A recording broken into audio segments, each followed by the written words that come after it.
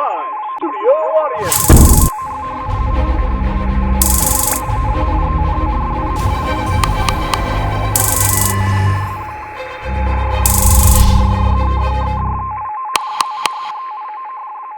Bismillahirrahmanirrahim. Assalamualaikum warahmatullahi wabarakatuh Atira Friends. Masih dari Atira TV. Hari ini Atira Talks, cerita inspiratif juara O2SN, Olimpiade Olahraga Siswa Nasional. Dan Namira sekarang sudah bersama dengan Muhammad Egy Zewail. Benar ya? Betul. Dipanggilnya apa nih? Dipanggilnya Egy. Egy. Oke. Egy, gimana kabarnya? Baik. Alhamdulillah sehat ya, terlihat dari Iya. Boleh tidak terlalu gugup? Iya, boleh. Oke, jadi hari ini Namira bersama dengan sang juara kita, juara 50 meter gaya punggung putra renang. Yang tadi Namira sempat menanyakan, ini benar ya putra renang, bukan renang putra? Dan ternyata memang seperti itu ya Egy ya, putra renang. Nah, karena yang di-highlight adalah juara satunya Egy waktu O2SN, ini kita pengen nanyain bagaimana perasaannya Egy pertama kali tahu kalau akan berkompetisi di Olimpiade. Jadi pertama kali, jadi yang kemarin itu bukan pertama kali sebenarnya. Oke, udah sering ya? Udah sering, dari kelas 4 SD pertama. Ya, waktu di kelas 4 SD itu ya seperti kebanyakan orang gugup pertama kali. Tapi waktu kelas 4 sebenarnya itu saya tidak diunggulkan bisa lolos ke nasional. Oke. Cuman ya alhamdulillah iya, lolos ke nasional. Oke. Jadi memang ada keinginan Egy gitu ya. Egy memang suka berenang. Awalnya sih nggak suka, cuman lama-lama jadi suka. Karena sudah terjun di dunia sudah. atlet renang gitu ya. Nah, kita pengen nanyain juga nih, apa yang Egy lakukan untuk mempersiapkan Olimpiade, baik itu untuk fisiknya sama mentalnya? Kalau secara fisik itu sebelum Olimpiade Nasional kemarin ditambah jadwal latihannya dari yang 4 kali seminggu menjadi 6 kali seminggu. 4 kali di latihan di Atira, latihan fisik dan latihan sprint. Ada tempat lah pokoknya untuk menambah intensitas latihannya. Ya, latihan renangnya bukan? Gayanya. Oh, untuk gayanya. Terkhusus untuk gaya punggung. Punggung ya. Oke. Jadi kan dibilangnya tadi Egy normalnya itu 4 kali dalam seminggu. Tapi karena untuk Olimpiade jadinya ditambah lah. Jadi 6 kali dalam seminggu. Iya betul. Kalau untuk durasinya itu bisa sampai berapa jam ya Ki? Kalau durasinya itu biasanya 2,5 jam. 2,5 jam? Iya.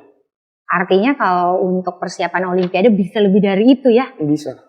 Kalau untuk mentalnya sendiri itu kan tadi dari segi fisik. Persiapan mentalnya Egy untuk ikut Olimpiade gimana? Persiapan mental, saya cuma dikasih tahu sama pelatih saya kalau mau turun lomba itu nggak usah pikirkan lawannya, pikir diri sendiri saja. Yeah. Betul, karena kita harus fokus dulu sama persiapannya kita. Selama kita sudah melakukan yang terbaik, nanti hasilnya ya kita serahkan saja. Betul ya? Iya. Saat itu. Oke, kalau untuk Egy kan sudah menggeluti dunia olahraga khususnya renang dari kelas 4 SD. Dari kelas 1 SD. Oh, sebenarnya dari kelas 1 SD. Iya. Tapi mulai ikut Olimpiadenya dari kelas 4. Kelas 4 yang lolos ke nasional itu. Iya. Wow. Nah, kalau ditanyain ya Egy ya, apa sih momen paling berkesan di Olimpiade atau apapun itu selama Egy terjun ke dunia renang yang paling tidak bisa dilupa sama Egy? Yang paling berkesan ya tentu juara 1 nasional. Oh, yang ini yang barusan ini? Yang ini. Setelah berapa tahun itu Egy? Setelah kelas 1. Sekarang Egy kelas berapa? Kelas 9. Kelas 9. Jadi kurang lebih 8 tahun ya Egy ya? Iya, 8 tahun. 8 tahun geluti dunia renang dan alhamdulillah ini baru ya di tahun ini ya Egy? Apa itu? Yang untuk Olimpiade Olahraga Siswa Nasional, yang O2SN-nya? Bukan. Sudah pernah ikut sebelum-sebelumnya. Waktu di kelas 4 itu lolos ke nasional, cuman nggak juara. Tapi ini memang yang Masya Allah. Jadi itu yang paling berkesan ya, karena setelah dari kelas 1 SD sudah menggelut ke dunia renang, sudah sering ikut olimpiade dan alhamdulillah sudah melewati beberapa seleksi. Akhirnya di tahun ini sudah kelas 9 itu akhirnya dapat deh gelar itu ya. Juara 1 50 meter gaya punggung putra renang. Kalau Egi sendiri memang spesialisasinya gaya punggung ya? Iya betul, gaya punggung. Jadi kalau untuk atlet apakah bisa berubah-ubah atau kalau punggung ya punggung aja? Kalau bisa berubah.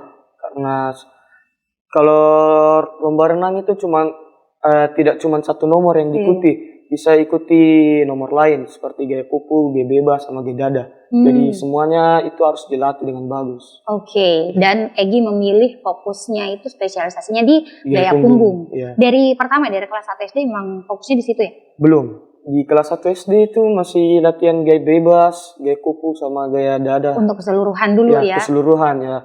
Ya dilihat yang mana yang bagusnya. Ternyata bagusnya di punggung. Itulah yang difokusi. Dan alhamdulillah hasilnya gitu ya. Memang kayaknya disitulah bakatnya si Egi. Nah sebagai anak pastinya peserta didik, ini pengen ditanyain bagaimana sih dukungan keluarga untuk karirnya Egi dalam dunia renang? Kalau bicara dukungan sih itu luar biasa sekali. Masya Allah. Karena biaya latihan, alat-alatnya juga itu semuanya mahal. Padahal dalam benak kita selalu kiranya kalau renang ya udah renang aja. Tapi ternyata ada beberapa hal alat-alat lain ya. Ada alat-alatnya. Yang untuk membantu itu. Bagaimana peran serta? Nah kalau tadi kan keluarga masih secara umum. Orang tua nih. Untuk mendukung Egi. Orang tua atlet juga ya? Tidak. Enggak. Iya. Tapi memang bagaimana supportnya orang tua ke Egi selain tadi mungkin materi, mungkin yang unmaterial. Kayak apakah dia memang support Egi untuk fokus jadi atlet atau kayak gimana? Jadi dulu itu sebenarnya saya ikut renang itu bukan karena mau jadi atlet. Awalnya cuma mau tinggi. Bukan. Terapi asma. Iya. Asma. Cuman lama-lama asmanya hilang. Lama-lama jadi atlet nih. Ya alhamdulillah. Fun fact ya. Jadi awalnya adalah untuk terapi. Dan alhamdulillah keterusan difokusilah. Yang padahal awalnya bukan itu niat awalnya. Seru alhamdulillah ya Egi ya. Karena memang mungkin ya disitulah jalan rezekinya Egi untuk jadi atlet. Selain Egi ada nggak sih keluarga yang juga bergelut di dunia renang ataupun olahraga? Kalau di olahraga sih enggak. Iya. Egi lah, nanti kayaknya anaknya Egi. Dan selanjutnya nih kan pasti banyak nih dari sahabat Atira yang menonton tayangan ini yang interest sama renang. Kalau dari Egi sendiri boleh nggak sih bagi tips and trik buat sahabat Atira yang punya mimpi untuk jadi atlet renang kayak Egi? Pesan saya sih jangan pernah menyerah dan latihan terus. Karena kalau tidak latihan, bagaimana mau juara? Yes, betul. Jangan cuman inginnya saja, tapi usahanya nggak ada ya. Betul. Karena lihat, Egi sampai sekarang masih ya 4 kali seminggu. Masih. Nanti kalau untuk fokus Olimpiade barulah ditambahkan intensitas latihannya. Kalau saat ini masih 4 kali seminggu ya? Masih sering. Di hari apa aja? Senin sampai Kamis. Nah, karena kan ada kesibukan latihan, Egi juga masih seorang siswa ataupun peserta didik. Kita pengen nanyain bagaimana caranya Egi bisa menyeimbangkan itu semua antara Olimpiade ataupun latihannya di sekolah juga dan kehidupan pribadinya Egi. Kehidupan sehari-harinya gimana tuh? Jadi kalau saya itu kalau sekolah harus fokus supaya tidak terlalu diulang-ulang malamnya. Biasa kalau sudah latihan itu jam 6 jam 6 baru pulang, sholat, makan, istirahat. Dan jam 9 itu kalau ada tugas ya dikerjakan secepat mungkin. Ya.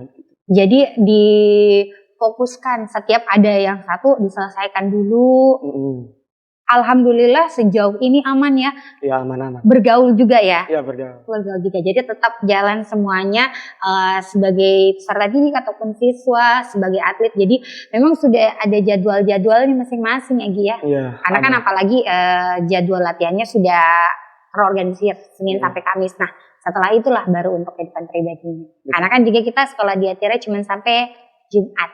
Iya, Yes. Jumat. Jadi Sabtu Minggunya ya bisa lah quality time bersama keluarga ataupun teman-teman. Nah, kalau sebagai atlet renang, atlet tampon itu ya, pasti kayak ada pola makan yang Ya, harus dijaga atau aktivitas yang dibatasi demi menjaga kebugaran tubuh. Karena kan kayaknya kebugaran tubuh itu yang jadi kunci untuk atlet, kan? Betul. Ada nggak sih kayak aktivitas khusus ataupun pola makan khusus? Kalau pola makan sih itu ada larangan. Oh ada larangan. Saya dilarang makan Indomie. Oh iya, mie instan nggak boleh makan instan. Sama snack instan gitu nggak boleh, kayak burger itu nggak boleh. Oh nggak boleh makan makanan instan. Selain itu ada lagi malah yang kayak maksudnya yang harus, kalau itu kan yang menjadi larangan. Kalau yang menjadi kayak ini harus makan ini nih. Ada buah-buahan, buah-buahan Okay. dan sayuran. Buah-buahan dan Harus. sayuran dan kalau bisa dihindari makan makanan instan ya. Iya betul. Makanan instan karena itu berpengaruh untuk kebugaran tubuhnya betul. Egy. Alhamdulillah dijalankan sampai saat ini. Iya. Kok ketawa-ketawanya ketawa-ketawa asli. Mungkin kalaupun ada cheat sedikit boleh lah ya. Dia yang langsung semangat. Boleh. Yang penting itu tadi tetap sayuran dan buahnya juga tetap harus seimbang ya. Seimbang. Jadi kalaupun mungkin cheat sedikit, oh ya makan instan langsung dibayar dengan buah dan sayur tadi ya. Nah kalau ini kan tadi dibilangnya Egy, alhamdulillah ini pencapaian yang tinggi selama 9 tahun. Sebenarnya hitungannya dari kelas 4 SD ya, menggeluti maksudnya atlet renang. Karena kelas 1 itu sampai mungkin sebelum kelas 4 itu fokusnya memang untuk terapi. Selama itu Egy kan udah mengikuti beberapa olimpiade. Dan alhamdulillahnya yang paling terakhir ini pencapaiannya itu di ajang Olimpiade Olahraga Siswa Nasional dan meraih juara 1 50 meter gaya punggung putra renang. Iya. Apa nih nextnya rencananya Egy? Nextnya sih kualifikasi PON. Kualifikasi PON. Iya. Kalau yang ini kemarin kan Olimpiade Olahraga Siswa Nasional memang yang menjadi rivalnya semua ya siswa-siswa. Siswa SMP. Iya. Siswa SMP sesuai dengan levelnya Egy yang merupakan siswa SMP. Kalau seleksi PON itu seperti apa itu? Kalau seleksi PON itu harus masuk waktunya. Ada kan waktu tuh. Waktu pertandingannya harus ada limitnya. Limitnya harus masuk baru bisa lolos. Iya. Sebelum-sebelumnya apakah Egy sudah pernah ikut seleksi? Iya sudah pernah. Oke, jadi memang sudah ada proses-proses itu yang ingin dicapai adalah peringkatnya lagi. Didoain ya, karena kan kemarin juga sudah sering ikutin Olimpiade Olahraga Siswa Nasional. Iya. Proses-proses seleksinya dan juga sudah pernah mungkin beberapa kali masuk walaupun belum dapat gelar juara dan akhirnya tahun ini dapat. Didoain lah semoga nextnya. Yang paling penting latihannya juga tetap ya. Iya. Seperti yang tadi Egy sampaikan bahwa paling penting latihannya. Selain mungkin keinginannya yang kuat untuk meraih gelar juara. Dan yang paling penting menjaga pola makan juga ya. Closing statement deh dari Egy untuk teman-teman sahabat Atirah yang mungkin ingin berprestasi seperti Egy. Karena kan kalau dibilangnya prestasi selain akademik, olahraga juga ini salah satu yang menjadi incaran anak-anak muda saat ini ya. Boleh silakan closing statement untuk anak-anak yang ingin berprestasi di bidang olahraga seperti Egy. Pesan-pesan? Iya.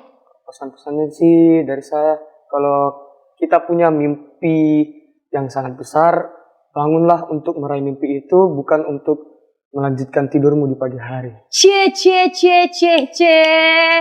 Super sekali obrolan kita hari ini. Jangan lanjutkan tidurmu, tapi bangun untuk meraih mimpimu. Terima kasih Egy, sehat selalu. Semoga harapannya untuk nantinya seleksi PON bisa berjalan dengan lancar. Amin. Kehidupan sekolahnya juga. Apalagi ya, yang paling penting jaga ibadahnya. Iya. Oke, terima kasih untuk sahabat Atira yang sudah mendengarkan cerita inspiratif hari ini dengan tema cerita inspiratif juara O2SN. Terima kasih, jangan lupa untuk klik lambang lonceng. Jadi nanti kalau ada video baru dari Atira TV langsung masuk di notifikasinya kamu. Thank you, assalamualaikum warahmatullahi wabarakatuh.